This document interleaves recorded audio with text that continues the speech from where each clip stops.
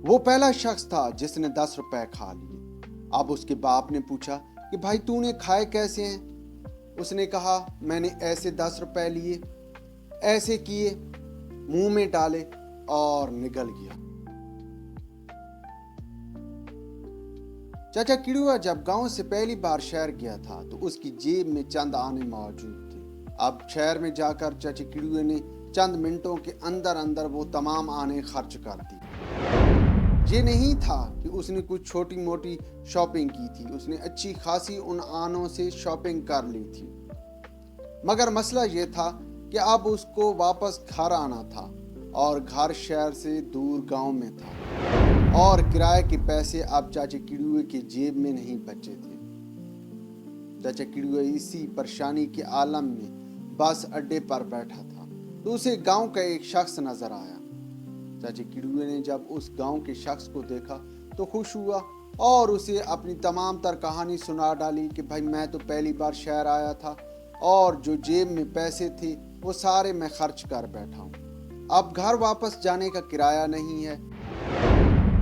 उसने कहा भाई कोई इशू नहीं है। उसने जेब में हाथ डाला और 10 रुपए निकाल कर चाचा किड़ुए को दे दी।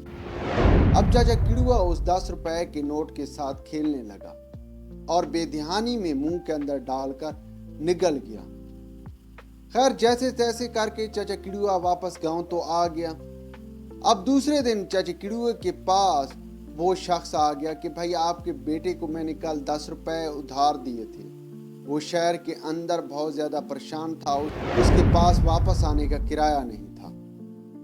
अब चाचा किड़ुआ का बाप बहुत ज्यादा परेशान हुआ कि 10 रुपए की अमाउंट किड़ुआ कहाँ खर्च कर आया है। चाचे ने अपने बेटे को बुलाया कि हाँ भाई 10 रुपए को तूने कहाँ खर्च किया है, इतनी बड़ी अमाउंट है।